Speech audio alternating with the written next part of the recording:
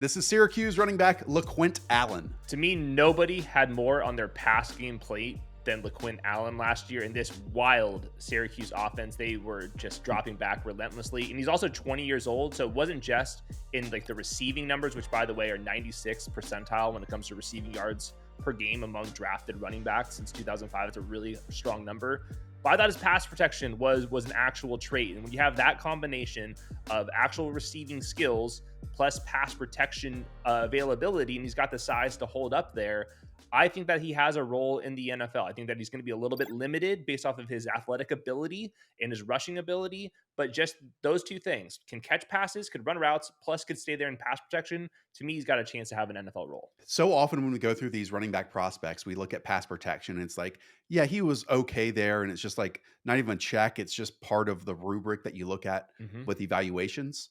With LeQuint Allen, it's an actual strength. And so we'll circle back to that in a moment. But at Syracuse, he was their do everything back. He wasn't just their passing game back. Like, so we've seen him in short yardage.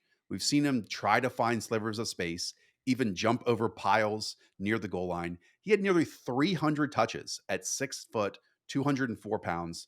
Again, 228 rushes, 64 catches, I should say, for 520 yards and 4 touchdowns. I think the next closest running back on the team had 36 carries.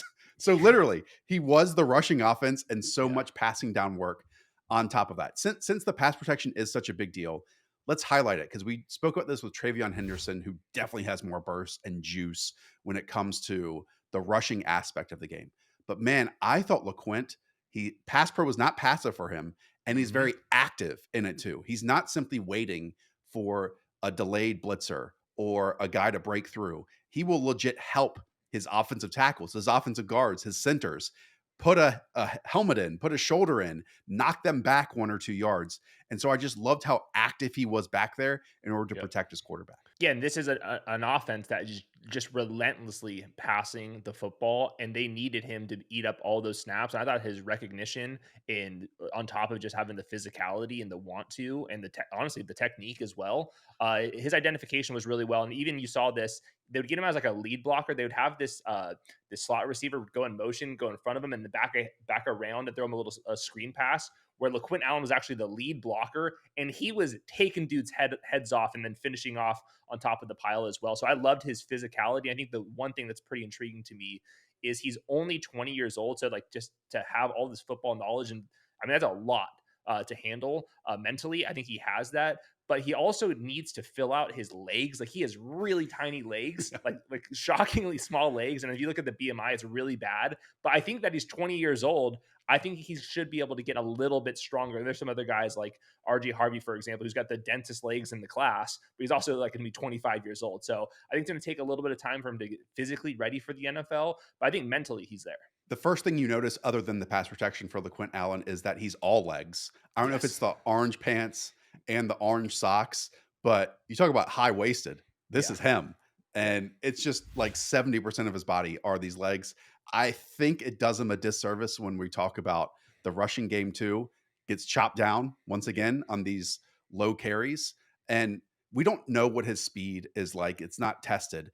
Then the athletic testing he did do was like 49th percentile in the jumps, but you don't really see explosive carries out of him. Like he had 7 runs of 20 plus yards, but none beyond 30 yards. Like there are tons of backs in this class that we've talked about that are home run hitters, or they break multiple tackles and get you chunk gains. Like, yeah, he had about a 10%, I think 10 plus carry rate, but there was nothing when it came to 20 plus yard runs, 30 plus yard runs in his package this year.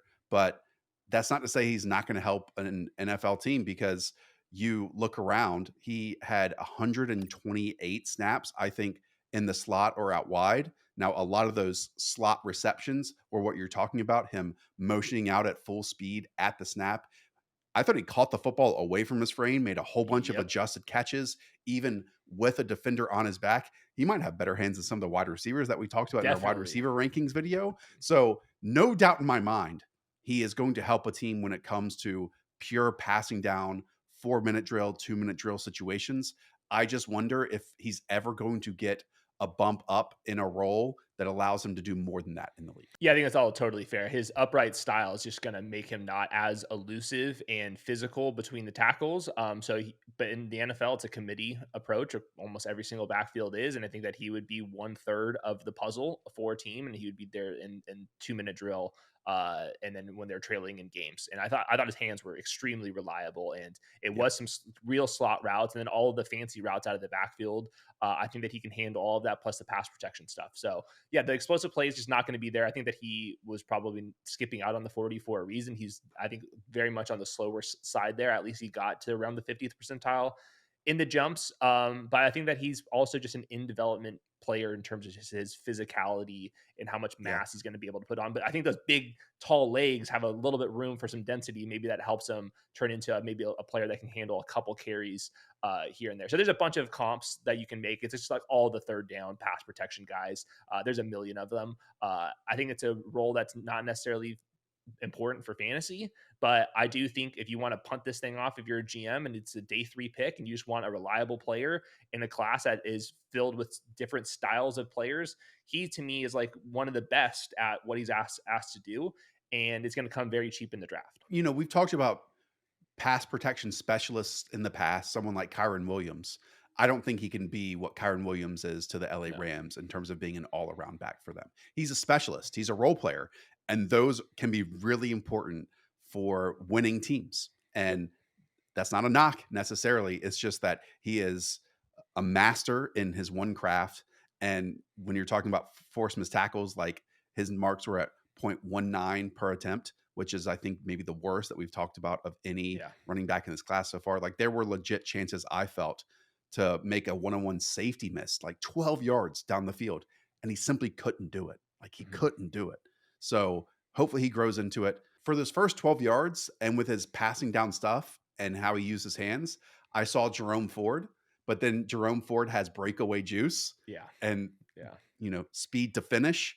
And LeQuint Allen just does not right now. So I couldn't finish out that Yeah. comparison.